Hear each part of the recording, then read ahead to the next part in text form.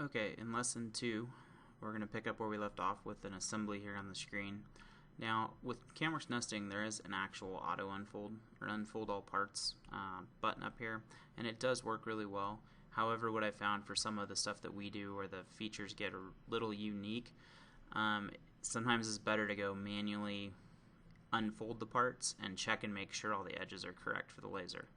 So to do that, we'll just go ahead, click on a part, open it up. And we have our normal part here. If you go to sheet metal, you can either use the convert to sheet metal command or you can use insert bends. Either one will work. The interface is a little bit different. For simple parts like this, I generally use insert bends. So I just click that command there, click a face. It asks for the radius. The radius is generally what was already engineered by default. So you just hit OK. It turns in sheet metal. Then you hit the unfold button, and when it's unfolded, we now have everything we need. Now, as you can see here, there's sharp edges and things like that. So if you wanted to come back at that point, you can start a new sketch on the face. We can put in our relief cuts here.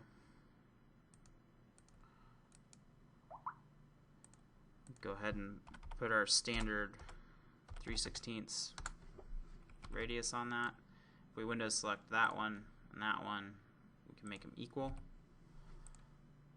Do a cut through all.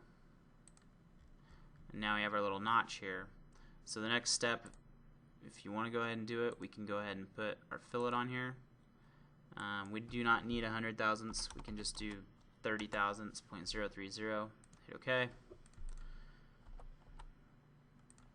And then that part is unfolded and ready to go. So we'll go ahead and hit save. And then I leave it unfolded, close out of that file. That way I can see where I'm at. So then we go to each of these parts that have a form to them, and we go through the same step.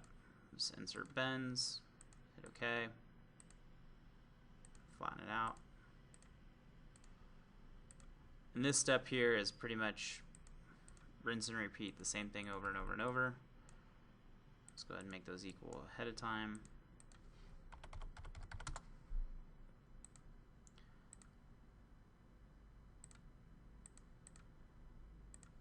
And then we'll go ahead and hit our fillet. So we'll pick that edge, grab all four. Go ahead and save it. Go back to our assembly. And it'd be the same steps for these sides here.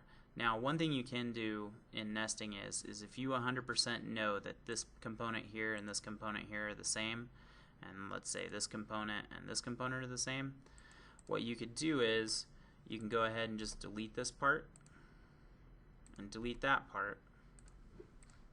And if you use your control key on the keyboard, just click and drag a secondary part out. You now have 4 parts that'll get cut that are identical. So sometimes I do that on the components that I know are exactly the same. Like if I know that these 5 are the same and these 5 are the same, instead of having 10 unique parts, what I'll do is I'll go ahead and delete them.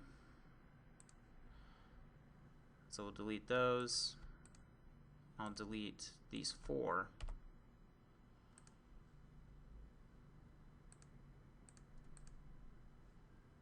And then I'll use the actual assembly pattern command, and I'll go ahead and pick a direction, pick my part, and I know that I need 10 of those. So we'll do 10, and the spacing doesn't matter, but now I have 10 of those parts to cut. And I would do the same with all these little blocks here, and also with these big sheets, because when I go to program it, then CAMWorks will automatically know that if I write a program for this one rectangular shape, it applies to all of them, so it makes programming a little bit faster. That's just another option. We'll go ahead and we'll delete those 2. Go ahead and take this and we'll pattern it. And on this one, I'll space it out a little bit further, just so I can see them. We only need 3 of those. And then we'll go ahead and open this one up and flatten it out. And again, sheet metal, insert bends. Go ahead and pick the part. flatten it. Put in our little relief cuts for the press brake.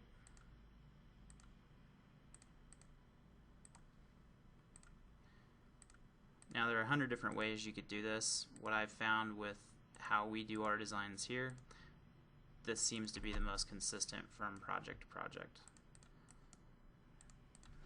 It takes longer to explain than it actually does to do when you're going. If you're just whipping through these, this doesn't take any time at all. So go ahead and put another fillet down here. We'll pick all those. These you can put a little bit bigger radius on because they're guards and a 16 gauge, so we don't want any of the edges to catch or gouge. So we'll hit save to that. And then that will take care of lesson 2.